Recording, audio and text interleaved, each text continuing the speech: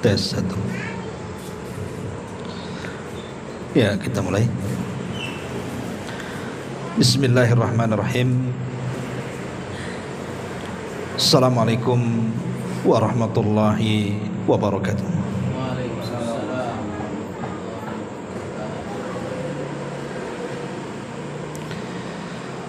Bihamdillah wassalatu wassalamu ala Rasulillah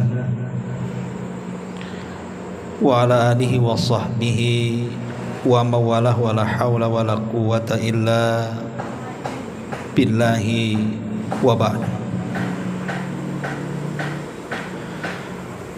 Alhamdulillah, segala puja dan puja hanya milik Allah subhanahu wa ta'ala. Salawat dan juga salam kita hadiahkan kepada Rasul kita Nabi besar Muhammad sallallahu alaihi wa ala alihi wasallam.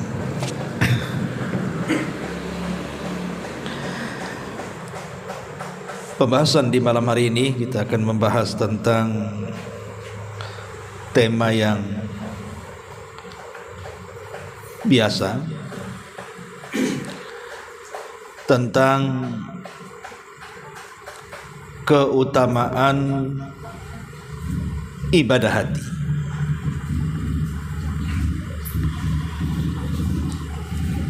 Kita tahu bahwa ibadah itu terbagi menjadi dua macam. Ada namanya ibadah zahir dan ibadah batin. Lah ibadah batin itu jauh lebih mulia dibandingkan ibadah zahir. Jadi ibadah hati itu lebih mulia dibandingkan ibadah salat, puasa, zakat, haji dan yang semacamnya yang tampak oleh manusia. Bahkan yang menentukan ibadah badan itu sendiri atau ibadah zahir itu sendiri adalah ibadah batin, ibadah hati. Makanya kita lihat hadis tentang orang-orang yang berpuasa Ramadan. Walaupun secara zahir dia berpuasa, boleh jadi sejak terbit fajar dia menahan lapar, menahan dahaga dan menahan syahwat sampai terbenam matahari. Zahirnya seperti itu. Tapi kalau dalam hatinya tidak ada niat puasa, maka puasanya tidak dianggap. Makanya Nabi SAW mengatakan malam yubayyitis siyam falasiyamalah. Orang yang tidak ada niat dalam hatinya berpuasa, maka puasanya tidak dianggap. Walaupun secara zahir dia menahan lapar, syahwat dan dahaga.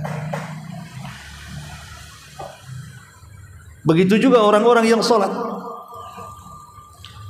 Boleh jadi lahiriahnya dia nampak khusyuk, mulai takbir sampai berdiri, ruku sujud sampai tasyahud sampai selesai sholat, nampaklah khusyuk secara zahir.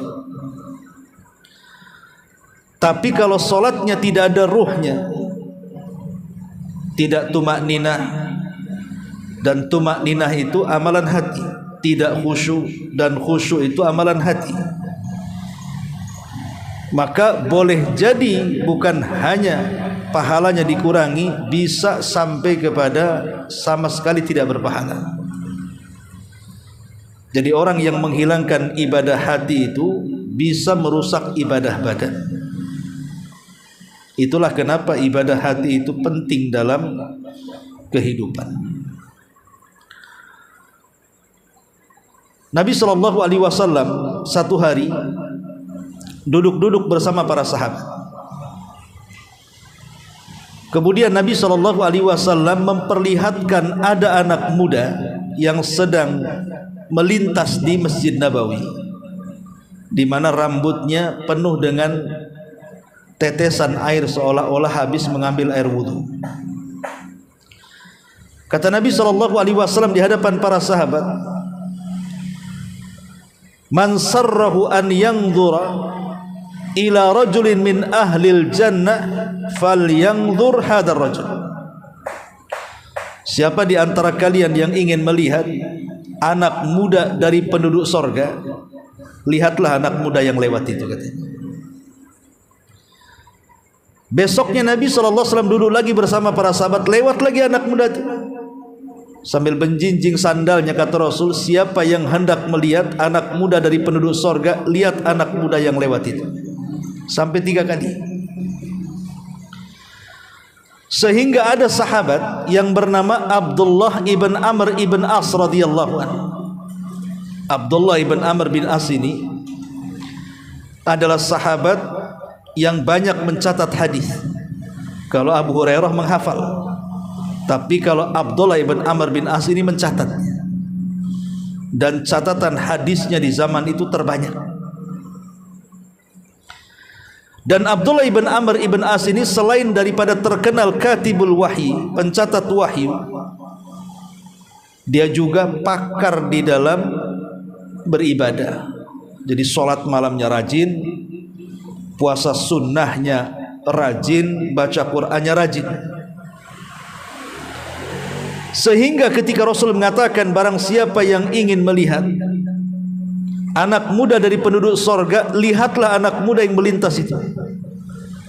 Jadi dalam hati Abdullah ibn Amr bin As ini dia mengatakan, apakah anak muda ini punya kelebihan satu ibadah yang saya tak punya? Jadi dia bertanya-tanya, apa sih kelebihannya? Karena Abdullah ibn Amr bin As ini kan memang dilebihkan di antara para sahabat, memang tidak pernah tinggal sholat malam, puasa sunnah, dan menghatamkan Al-Quran sebulan itu berkali-kali. Sehingga dia mengatakan, apakah anak muda itu punya amalan yang melebihi amalanku? Sehingga Rasul mengatakan seperti itu. Akhirnya Abdullah ibn Amr ibn As ini ingin mencari tahu, apakah anak muda itu punya amalan yang ia tidak punya. Jadi pura-pura bertamu, karena anak muda ini belum menikah. Maka Abdullah ibn Amr bin As ini mengatakan, sesungguhnya aku dan orang tuaku ada sedikit masalah di rumah, dan aku pun diusir dari rumah. Bisa enggak kamu menampung saya selama 3 hari dalam rumahmu? Sebenarnya Abdullah ibn Amr ini tidak ada masalah dengan orang tuanya, cuman dia buat alasan biar bisa tinggal beberapa hari di rumah anak muda itu. Untuk apa? Untuk mengintip kira-kira ibadah apa yang dilakukan. Karena Rasul mengatakan dia termasuk penduduk sorga, itu masalahnya. Satu hari Abdullah ibn Amr ibn As ini memperhatikan anak muda ini. Dari mulai mau tidur sampai bangun tidur sampai tidur kembali. Tapi tidak ada yang istimewa. Kalau memang dia diistimewakan sholat malamnya, dia sendiri lebih rajin. Abdullah ibn Amr ibn As itu sholat malamnya. Atau kalau dia dilebihkan dari puasanya, Abdullah ibn Amr bin As ini justru rajin puasa Daud dan suka menghatamkan Quran. Jadi tidak ada yang aneh. Bahkan ada sahabat yang ibadahnya jauh lebih hebat dibandingkan anak muda ini. Tapi kenapa Rasul mengatakan seperti itu? Besoknya diteliti lagi, besoknya diteliti lagi, tidak ada sama sekali keunggulan anak muda itu. Kecewalah siapa? Abdullah ibn Amr bin As ini, karena tidak mendapatkan apapun yang dikehendakinya. Setelah 3 hari baru dia terus terang kepada anak muda itu dan mengatakan, wahai anak muda, sesungguhnya aku tidak ada masalah dengan bapakku. Aku hanya mencari-cari alasan saja supaya aku bisa tinggal berhari-hari di tempatmu dan melihat apakah ada ibadah yang lebih dari dirimu dibandingkan diriku. Karena aku mendengar Nabi SAW mengatakan bahwa engkau termasuk penduduk surga. Anak muda ini heran juga, karena baru tahu kalau Rasul ngomong seperti itu kepada dia dari informasi Abdullah ibn Amr bin As ini. Kata anak muda, mustahil. Ibadahku tidak sebagus ibadah, amalanku tidak sehebat amalanmu. Macam mana Rasul mengatakan saya termasuk penduduk surga? Kata. Tetapi sebelum Abdullah ibn Amr bin As ini pergi, anak muda ini bicara. Oh boleh jadi, kata dia, memang aku tidak dilebihkan dari puasa, dari solat, dari sedekah, baca Quran. Tetapi dia bilang, sebelum tidur aku selalu membersihkan hatiku dari sifat hasad, dan aku memaafkan setiap orang yang mendolimiku di hari itu. Dan aku berusaha tidak ada permusuhan dalam hatiku, baru kemudian aku tidur. Dan kulakukan setiap hari menjelang tidur, mengeluarkan hasad, mengeluarkan dengki, memaafkan orang yang mendolimi. Pokoknya membersihkan hati intinya, baru kemudian dia tidur. Kata Abdullah ibn Amr, oh boleh jadi itu maksud Nabi. Memang engkau tidak dilebihkan dari amal zahir, tapi engkau dilebihkan dari amal batin yang tidak semua orang sanggup melakukannya. Karena belum tentu orang yang rajin sholat, rajin puasa, rajin sedekah, rajin baca Quran, dia bisa memaafkan orang, dia bisa menghilangkan hasad, dia bisa menghilangkan dengki, dia bisa membersihkan hati. Belum tentu. Karena memang amalan hati itu amalan berat. Terkadang hari ini hati kita baik, terkadang hati besok kita sudah tidak baik lagi tuh. Karena Allah yang membolak-balikan hati kita. Makanya Ummu Salamah radhiyallahu anha mengatakan, doa yang sering dibaca Rasul dalam salat adalah ya muqallibal qulub tsabbit qalbi ala ta'atik. Wahai zat yang membolak-balikan hatiku, kata Rasul, tetapkan hatiku di atas ketaatan kamu. Ummu Salamah bertanya Rasul, kenapa engkau ini selalu berdoa kalimat itu wahai Rasul? Maka Rasul mengatakan, ya Ummu Salamah, hati saya, hati kamu, hati semua orang ada di genggaman jari jemari Allah. Allah bisa membolak-balikan sesuai dengan kehendaknya. Dari sini kita tahu betapa pentingnya amalan hati dan ibadah hati itu. Karena menentukan orang masuk surga dan tidak itu ditentukan dengan amal hati. Nanti pada hari kiamat ada seseorang dihadapkan kepada Allah Subhanahu wa taala membawa 99 catatan keburukan dia. Kemudian Allah katakan kepada orang yang membawa catatan 99 ini, bentangkan satu catatan. Maka dibentangkanlah satu catatan sejauh mata memandang catatannya itu. Semua keburukan dia itu baru satu catatan, sementara di tangannya ada 99 catatan. Berarti baru catatan, tersisa 98 catatan yang belum dibuka tuh. Tapi satu catatan jauhnya seperti mata memandang dan semua keburukan dia. Kemudian Allah mengatakan kepada anak muda yang dihadapkan kepada Allah ini, coba cek catatan itu, apakah ada salah? Anak muda ini mulai melihat catatannya dan mengatakan, ya Rabb, iya semua itu dosa-dosa saya. Allah mengatakan, coba perhatikan lagi, jangan-jangan malaikat yang mencatat catatan itu keliru. Anak muda ini mengatakan, tidak ya Rabb, ini semua catatan saya. Maka Allah mengatakan, halaka Hasan, apakah kamu punya kebaikan yang bisa membandingi catatan ini? Dan mengatakan tidak ada. Kalaupun punya kebaikan, buat apalah kebaikan itu dibandingkan catatan keburukanku ini. Dia sudah lemas, sudah putus asa, bahkan kakinya sudah hendak melangkahkan ke neraka, tapi Allah memanggilnya, sini fulan, sesungguhnya kamu punya kebaikan. Maka dikeluarkanlah bitokoh, kartu, bertuliskan la ilaha illallah.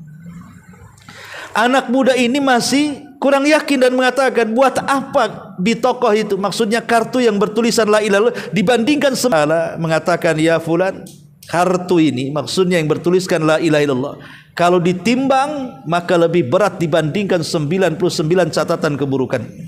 Akhirnya ditimbang, 99 catatan keburukannya diletakkan di satu neraca, kemudian kartu la ilaha diletakkan di neraca satunya. Kata Nabi SAW, tasat bihinna la ilaha illallah. Tiba-tiba timbangan neraca yang berisikan bitokoh la ilaha illallah melesat ke atas, menunjukkan lebih berat dibandingkan 99 catatan keburukannya. Itulah bedanya timbangan dunia dengan timbangan akhirat. Kalau timbangan dunia, kalau berat ke bawah, Kalau timbangan akhirat, kalau barat ke atas, karena sorga itu di atas, neraka itu di bawah. Ya. Lihat dari 99 catatannya yang semuanya berisikan keburukan dengan kalimat la ilaha illallah. Dan kalimat la ilaha illallah adalah tauhid, dan tauhid itu amalan hati. Tauhid itu amalan hati. Dari sini kita tahu bahwa amalan hati ini bisa menentukan orang selamat dari neraka dan orang masuk ke dalam surga. Begitu juga sebaliknya. Amalan hati ini kalau buruk, bisa saja kemudian melemparkan seseorang ke neraka, walaupun lahiriahnya dia mengamalkan amalan penduduk surga. Kalau hatinya kotor. Jadi kalau hati bersih menyelamatkan dia dari neraka, tapi kalau hati kotor memudahkan dan menjungkir balikan dia ke neraka. Ingat kata Abu Hurairah radhiyallahu anhu dari Nabi SAW, awal man tusyu'ira bihin nar yaumal qiyamah. Manusia yang pertama disentuh api neraka. Jadi ada 3 manusia yang pertama disentuh api neraka sebelum yang lainnya. Orang ini dulu. Siapa mereka? Pertama, orang yang mati syahid. Kenapa orang yang mati syahid disentuh oleh api neraka? Harusnya orang mati syahid itu masuk surga tanpa hisab. Dengarkan ceritanya. Orang yang mati syahid ini dihadapkan ke hadapan Allah, kemudian ditampakkan kebaikannya di dunia. Kemudian Allah katakan, apakah itu engkau? Dia mengatakan, ya itu aku. Ustushhidu fika, aku mati syahid karenamu ya Rabb. Maka Allah mengatakan kadzabta. Malaikat mengatakan kadzabta. Allah mengatakan dusta kamu. Para malaikat mengatakan dusta kamu. Engkau berperang di situ supaya manusia mengatakan engkau itu pahlawan, bukan untuk mati syahid. Dan itu dibicarakan manusia. Maka Allah mengatakan kepada para malaikatnya, seret orang itu, lemparkan dia ke neraka. Apa salahnya orang yang mati syahid ini? Kenapa dia masuk neraka, harusnya masuk surga? Karena hatinya penuh dengan riya. Jadi berjuangnya itu bukan karena Allah, tapi supaya manusia menganggap dia seorang pahlawan dan pemberani. Kemudian yang kedua, orang yang diberikan oleh Allah kepakaran Quran, dihadapkan kepada Allah, kemudian Allah mengatakan dan diperlihatkan amal dia di dunia, dan Allah katakan, bukankah itu engkau ketika di dunia? Dia mengatakan, iya ya Rabb, itu aku. Qara'tu fikal Quran, aku membaca Quran karenamu ya Rabb. Maka Allah mengatakan kadzab, dan malaikat mengatakan kadzabta. Allah mengatakan dusta kamu, para malaikat mengatakan dusta kamu. Kalau Allah menjelaskan kesalahannya, bukankah dulu sudah kuberikan suara yang baik, yang indah, tapi engkau membaca Quran supaya manusia mengatakan engkau qari. Engkau pembaca Quran yang hebat, yang handal, yang bagus. Engkau dikatakan manusia qari, dan itu sudah ma'ruf, semua orang bicarakannya. Maka Allah mengatakan kepada para malaikat, seret orang ini, masukkan ke neraka. Kenapa orang yang pakar baca Quran, yang mengajarkan Al-Quran, yang menyenandungkan Al-Quran, kok dimasukkan ke neraka? Bukan karena bacaan Qurannya, tapi karena saat membaca Quran penuh dengan riya dalam hatinya, ingin dipuja dan dipuji manusia. Itulah yang menjadikan dia menjadi manusia yang pertama disantap api neraka. Kemudian yang ketiga, orang yang bersedekah. Di mana tempat-tempat yang harusnya disedekahi, dia sedekahkan. Tidak ada tempat yang berhajat kepada sedekahnya, karena dia kaya raya, pasti akan diberikan sedekah. Dan dia dikenal orangnya pemurah.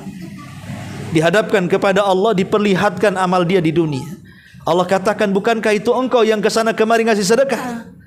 Maka orang mengatakan, ya Rabb, tasaddaqtu fika, aku bersedekah karenamu. Maka Allah mengatakan kadzab, malaikat mengatakan kadzab, Allah mengatakan kau dusta, para malaikat mengatakan kau dusta. Allah mengatakan kesalahannya, engkau bersedekah itu supaya manusia menganggap engkau itu dermawan, dan semua orang membicarakannya. Akhirnya Allah mengatakan kepada malaikat, seret orang ini, masukkan ke neraka. Lihat, orang ini masuk neraka bukan karena sedekah, tapi karena dalam hatinya saat bersedekah dia mengharap pujian orang, bukan mengharap pahala Allah Subhanahu wa taala. Lihat bahayanya penyakit hati. Sebagaimana keutamaan ibadah hati, penyakit hati juga luar biasa bahayanya. Jadi hati ini yang menentukan orang masuk neraka, masuk surga. Dan Allah tidak pernah memandang kita ini karena rupa kita tampan, cantik, rupawan, dah. Allah tidak pernah memandang karena kita kaya, pejabat, pemimpin, tidak. Bahwa yang dilihat Allah itu cuma dua. Pertama hati, yang kedua amal. Innallaha la yanzuru ila suwarikum wala ila amwalikum walakin yanzuru ila qulubikum wa a'malikum. Allah tidak pernah memandang rupamu, Allah tidak memandang hartamu, tapi yang Allah pandang adalah hatimu dan amal. Allah mendahulukan hati karena hati ini yang menentukan amal badan. Ma'asyiral muslimin wal muslimat rahimani wa rahimakumullah. Nabi SAW menyebutkan tentang 7 kelompok yang akan mendapatkan naungan di hari yang tidak ada naungan kecuali naungan arsy Allah Subhanahu wa taala. Kapan itu? Saat matahari didekatkan 1 mil di atas kepala. Di padang mahsyar. Di situ ada orang-orang yang disediakan naungan dan tidak pernah disentuh oleh sengatan panasnya api, panasnya cahaya matahari. Siapa mereka yang 7 orang mendapatkan naungan itu? Rata-rata mereka adalah orang yang memiliki amalan hati. Salah satunya kata Nabi SAW, wa rajulani tahabba fillah ijtama alaihi wa tafarraqu alaihi. 2 orang laki-laki saling mencinta karena Allah, berkumpul karena Allah, berpisah karena Allah. Mencinta karena Allah, amalan hati. Kemudian warajulun dzakarallah khalian fafadat ainah. Dan juga seorang laki-laki yang bersendirian di tengah malam, tidak ada manusia yang melihatnya kecuali dia sendiri. Dia pun merenung kemudian meneteskan air matanya karena takut kepada Allah Subhanahu wa taala. Kemudian warajulan da'athu imra'atu dzatu mansabin wa jamalin. Seorang anak muda yang digoda oleh seorang wanita yang memiliki paras cantik dan kaya raya. Tapi anak muda ini mengatakan, saya tidak mau berzina dengan engkau, inni akhafullah, karena saya takut kepada Allah Subhanahu wa taala. Takut amalan hati. Jadi lihat, amalan hati itu luar biasa. Amalan hati itu luar biasa. Sampai-sampai orang-orang yang akan mendapatkan naungan di hari yang tidak ada naungan kecuali dengan Allah, sebagian besar adalah karena mereka memiliki amalan hati. Abu Bakar Siddiq radhiyallahu anhu tidak dikenal dengan banyaknya salat malam, tidak dikenal dengan banyaknya puasa, tidak dikenal dengan banyaknya sedekah, tidak dikenal dengan keberaniannya. Karena di sana banyak para sahabat yang jauh lebih hebat dibandingkan Abu Bakar. Dari segi salat malamnya, ada sahabat yang jauh lebih hebat dibandingkan Abu Bakar. Yang puasa sunnahnya, ada sahabat yang jauh lebih hebat dibandingkan Abu Bakar. Yang bacaan Qur'annya, ada sahabat yang jauh lebih hebat dibandingkan Abu Bakar. Lantas kenapa Abu Bakar menjadi satu-satunya sahabat terbaik setelah Nabi? Karena Abu Bakar itu dijelaskan oleh para ulama, bima waqara fi qalbi, karena dia punya amalan hati yang tidak dimiliki para sahabat yang lainnya. Saat manusia mendustakan Nabi SAW, Abu Bakarlah yang membenarkannya. Saat peristiwa Isra Mi'raj, semua manusia meragukan cerita Nabi. Mana mungkin Nabi melakukan perjalanan yang ditempuh 1 bulan Masjidil Haram ke Aqsa, belum lagi sampai ke Sidratul Muntaha. Ini akal-akalan Muhammad saja. Yang kafir mengejek, yang sudah Islam ragu-ragu dengan keislamannya. Kecuali Abu Bakar. Dia mengatakan, kalaulah Muhammad mengeluarkan kata-kata yang lebih mustahil dibandingkan peristiwa Isra dan Mi'raj, maka aku pasti akan membenarkannya. Yang setiap hari turun wahyu dari langit saja aku benarkan, apalagi peristiwa ini. Lihat Abu Bakar Siddiq radhiyallahu dilebihkan karena apa? Amalan hati kan, bukan amalan badan di sini. Ma'asyiral muslimin wal muslimat rahimani wa rahmakumullah. Makanya Rasul pernah mengatakan, inna bil madinati larijalan masirtum masiran wala qata'tum wadiyan illa syaraktu illa syarikukum fil ajri. Saat Rasul pulang dari perang, selesai perang artinya selesai dimenangkan oleh kaum muslimin dan hendak pulang ke kota Madinah, maka Rasul mengatakan, sesungguhnya di kota Madinah ada orang-orang yang tidak ikut perang. Dia tidak berjalan seperti kalian berjalan, dia tidak bertarung seperti kalian bertarung, dia tidak melintasi lembah-lembah seperti kalian melintasi lembah-lembah, tapi pahala mereka sama dengan kalian. Kenapa? Karena mereka sebenarnya ingin ikut bersama kalian, tetapi uzur yang mencegah mereka untuk berangkat bersama kalian. Maknanya apa? Niat jihadnya dianggap jihad walaupun tidak ikut jihad, karena ada hal-hal yang menghalangi dia untuk pergi jihad. Itu masalahnya. Ada uzur-uzur yang menghalangi dia pergi jihad, tapi dia ingin berangkat jihad. Maka niatnya ingin jihad itu pahalanya sama dengan orang yang berjihad. Nah, ini lihat bagaimana amalan hati itu luar biasa ya. Ma'asyiral muslimin wal muslimat rahimakumullah ya. Tetapi ada dua perkara jangan sampai ada pada hati kita, itu akan merusak hati. Ada dua perkara hindarkan, jangan sampai rusak. Dan kalau sudah rusak, ancamannya neraka. Pertama adalah menggantungkan hati kepada selain Allah. Jangan sampai hati kita digantungkan kepada selain Allah subhanahu wa ta'ala. Berdoa kepada selain Allah, meminta kepada selain Allah, takut kepada selain Allah, tawakal kepada selain Allah, mengharap kepada selain Allah, redha kepada selain Allah. Hilangkan ketergantungan hati kepada selain Allah, karena ini adalah perusak hati yang paling besar. Menggantungkan hati kepada selain Allah ada kesyirikan. Dan itu bisa saja syirik yang mengeluarkan manusia dari Islam. Menggantungkan hati kepada selain Allah. Ini yang pertama, yang paling bahaya ini. Jangan menggantungkan hati kepada selain Allah. Kalau hendak tawakal, tawakal kepada Allah. Kalau hendak takut, takutlah kepada Allah. Kalau hendak mengharap, mengharaplah kepada Allah. Kalau hendak redha, redhalah kepada Allah. Dan begitu seterusnya. Jangan menggantungkan kepada selain Allah. Dan yang kedua yang merusak hati adalah al-fudul fi kulli syai'. Berlebih-lebihan dalam apapun. Jangan berlebih-lebihan dalam segala macam, segala hal. Berlebih-lebihan makan, itu bisa merusak hati. Berlebih-lebihan minum, itu bisa merusak hati. Karena orang kalau sudah kenyang, kayak ular sawah habis makan pasti tidur tuh. Sehingga tidur itu bisa merusak hati. Maka makanlah sekedarnya, minumlah sekedarnya.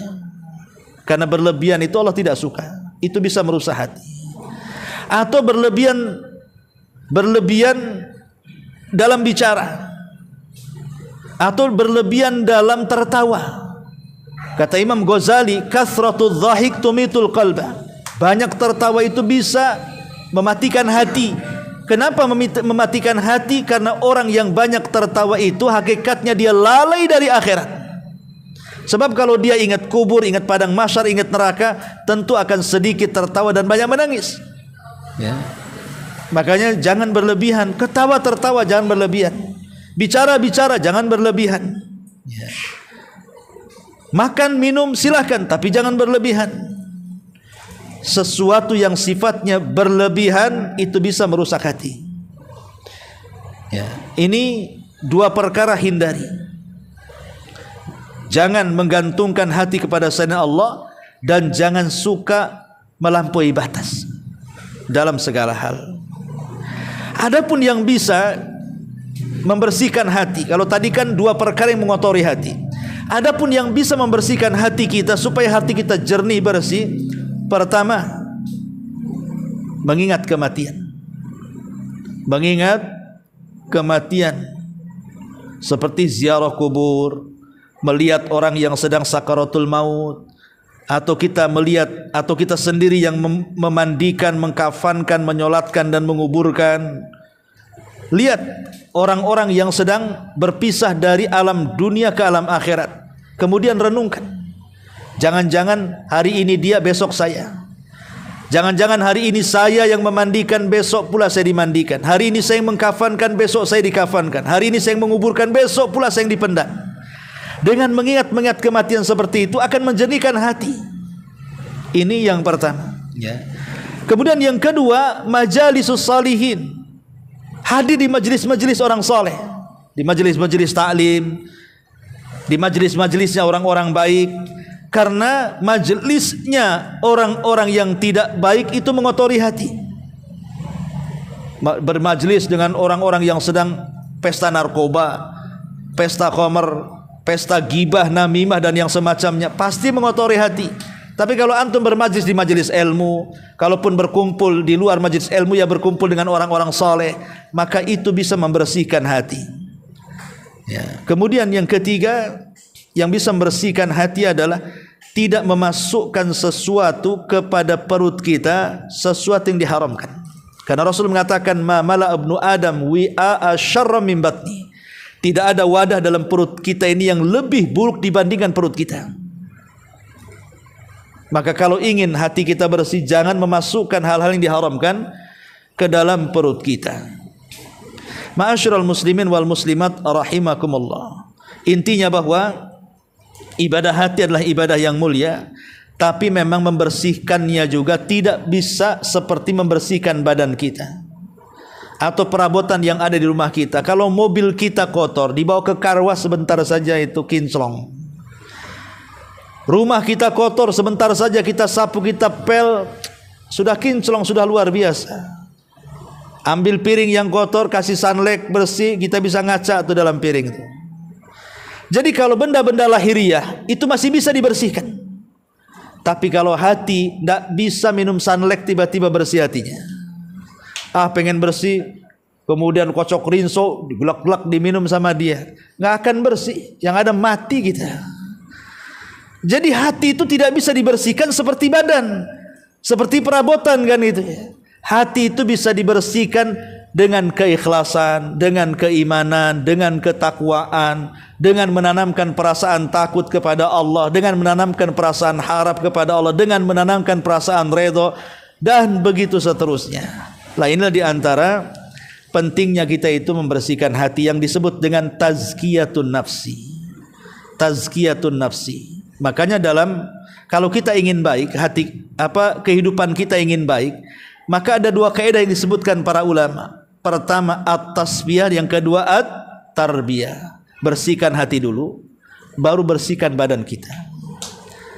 Tapi kalau badan kita tidak bersih, hati bersih, itu pun tidak baik. Ataupun sebaliknya. Tapi membersihkan badan itu tidak mungkin kecuali bersihnya hati.